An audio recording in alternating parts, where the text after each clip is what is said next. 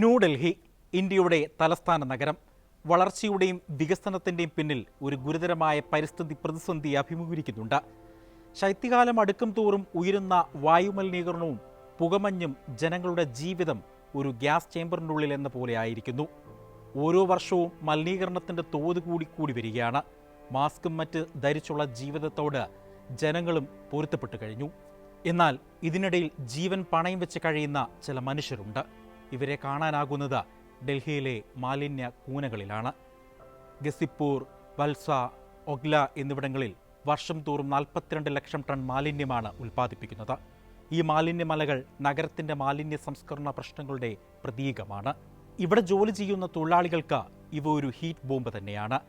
വേനൽക്കാലത്ത് 70 degree Celsius വരെ ചൂട് കൂടും. കണ്ണിൽ അണുബാധയുമറ്റ് ആരോഗ്യ പ്രശ്നങ്ങൾ പിന്നാലെ എത്തും. ഈ കഠിനമായ സാഹചര്യങ്ങളിൽ ജീവൻ പണയം വെച്ചാണ് ജീവിതം മുന്നോട്ട് കൊണ്ടുപോകുന്നത്. ആ ജീവിതങ്ങളെക്കുറിച്ച് കൂടുതൽ അറിയാം. സ്വാഗതം ഇൻഡെപ്തിലേക്ക്.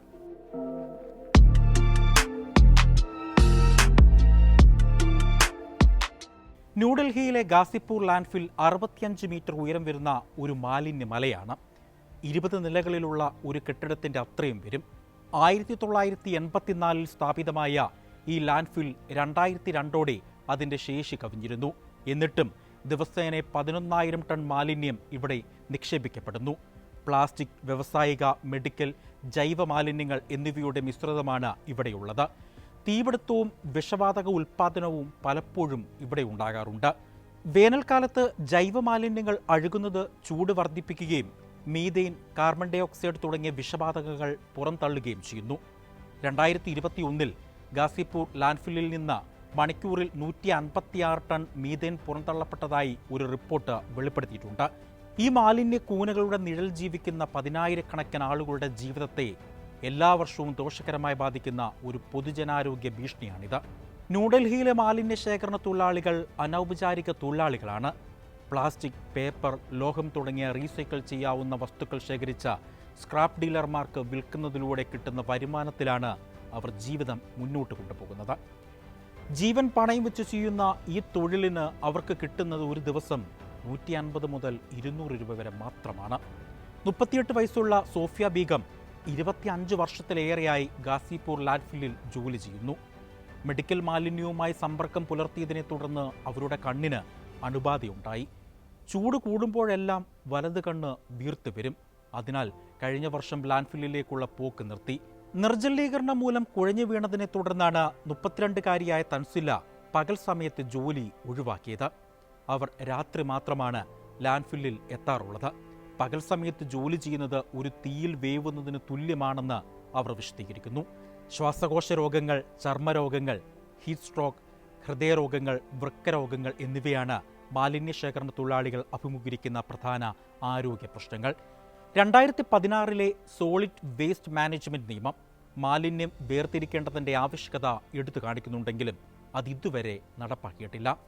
അതിനാൽ മെഡിക്കൽ മാലിന്യങ്ങളും മറ്റും അപകടകരമായ വസ്തുക്കൾ ലാൻഡ്ഫില്ലുകളിൽ എത്തുന്നു. ഇത് തൊഴിലാളികളുടെ ആരോഗ്യത്തിന് കൂടുതൽ ഭീഷണിയാകുന്നു. ഈ മാലിന്യമലകൾ പരിസ്ഥിതിക്കും ഗുരുതരമായ ഭീഷണിയാണ്.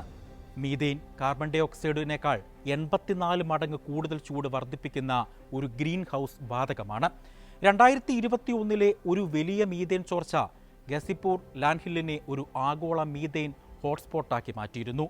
ഈ ലാൻഡ്ഹില്ലുകളിൽ ഉണ്ടാകുന്ന തീപിടുത്തമാണ് മറ്റൊരു ദുരന്തം. 2019 മുതൽ 2022 വരെ ഗാസിപ്പൂർ, ഫൽസ്വ, ഒഗ്ല ലാൻഡ്ഹില്ലുകളിൽ യഥാക്രമം 33 തീപിടുത്തങ്ങൾ വരെ റിപ്പോർട്ട് ചെയ്യപ്പെട്ടിട്ടുണ്ട്.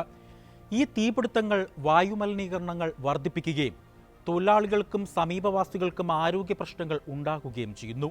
ന്യൂഡൽഹിയിലെ മാലിന്യമലകളെ 2028 പൂർണ്ണമായും നീക്കം ചെയ്യുമെന്ന് മെയ്യിൽ ഡൽഹി പരിസ്ഥിതി മന്ത്രി മൻജിന്ദർ സിംഗ് സിൻസ വാഗ്ദാനം ചെയ്തിരുന്നു.